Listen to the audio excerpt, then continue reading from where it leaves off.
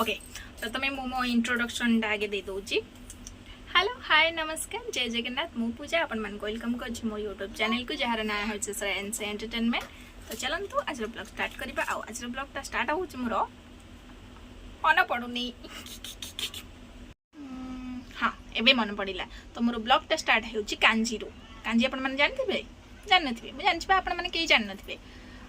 जेहेतु आम ओडिशा लोक जानवा निहाती दरकार एक्चुअली कांजीटा कौन मे भी केते लोक जानी थे आउ केते लोक जानी नथिबे। तो सेथिपई मु आज ब्लॉगटा नहीं आछि जो माने जानी नथिबे से माने जानि जिबे आउ जो माने जानी थे से माने आउ टिके भल से जानि जिबे। आउ तेबे चलंतु आज मु कांजी आपण मानू तयारी करके देखैबे। आउ कांजीटा कोन कोथरे तयारी होछि केमते तयारी होछि तार टोटल प्रोसेसटा मु फर्स्ट टू लास्ट में जाय आपण को करके देखैबी।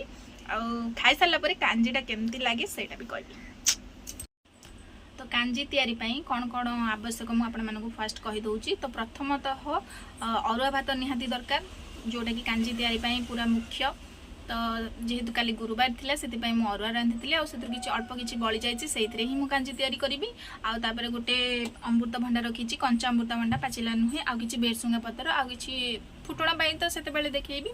किंतु कई अरुआ जो उषुना भात भी करती बासी तोराणी भी करती 3-4 दिन ताकू रखती टी खट्टा लगे कि 3-4 दिन आपण मैंने रखिबेनी कारण बेसी बासी खाइले देह खराब। तो से मु काली रांधी तो आज जमी आम पखाड़ खाऊे से भाया कि बनईबी केमती चलन देखी। एठी देख अमृतभंडा काटिला बेलू एटा एमती टिके टिके पाची जाइए जोटी कि बहुत बढ़िया टेस्टी लगुच। मुझे खाई सारे फाले किंतु एमती जदि पाचिला थी ताले पकेबेनी कारण मीठा लगे। तो से मुझे गोटे कंचा अच्छी फाड़े एटा ही पकेबी एटा पकेबीनी। चलो बनईबा कांजी। तो फास्ट आम गैस लगे पड़ा यहाँ तो समस्ते जानी थे। देख ये मोर अरुआ भात अच्छी अरुआ भात है पूरा परफेक्ट पूरा देखो पूरा सॉफ्ट। तो आपको टिके आहुरी बसैबा पड़ो गला अरुआ भात आपर मु भंडा काटिक रखी अमृतभंडा को भल भावे धोई धोई धोई धोईका पके ओहो हो माय गॉड धोई धोईका पड़गला। तापर आम पकईदेवा लुण आ हलदी लुण लुण पड़गला तापर हलदी ओके याकू आम छाड़ीदबा सिझापी।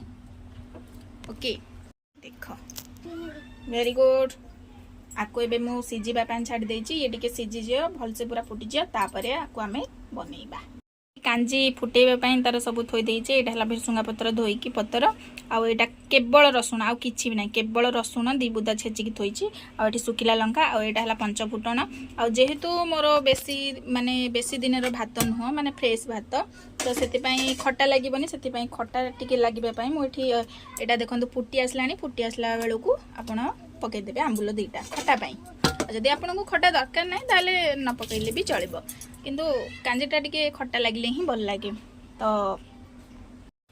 तो एबे सिझी जाइए एटा एबे काढ़ी देबी काढ़ी सारला परे एटा हला घोटा एटा कौन कहती तो मुझे जानी बट एटा घोटा मु कहे कौन एटा मु जानी ताको एमते एमते टिके घोटी देबे भितरे जो माने जो गोटा गोटा भात थी से आउ टिके भल से माने फिटिकी पूरा पेस्ट पेस्ट न तो माने पूरा पतला हो जिवो एमती करदेबे टिके देखो केमती होछि देखो। ओके तापर एबे आमे कढ़ाई बसैबा।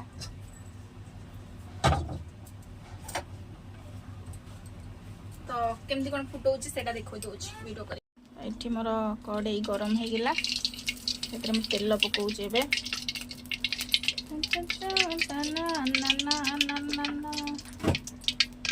तेल भी गरम हो गला तापर फुटण आ सुखिला लंका पकाऊे तापर भी भृषंग पत्र तापर रसुण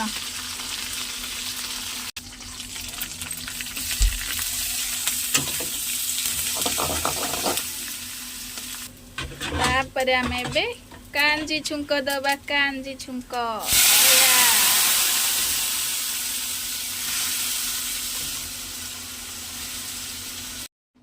एटा हला आम कांजीर फाइनल लुक।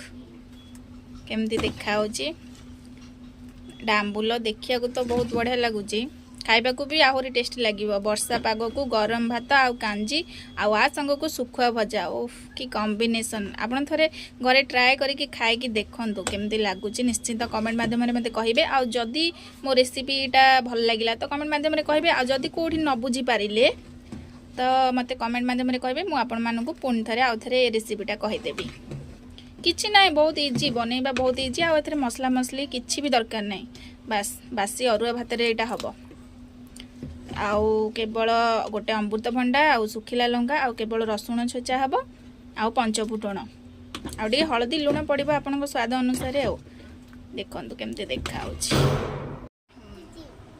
धीरे धीरे प्रस्तुत हो गला हमर स्पेशल कांजी आउ मु धरिकी बसिची एबे खाइबी टेस्ट करी कहबे आपनको केमते लागुची आउ एटा भात आउ एटा हला अंडा भुजिया सकाळे बनेइछि खाइबा पई चलतु कांजी आगे फास्ट टेस्ट करी कहबा केमते हिची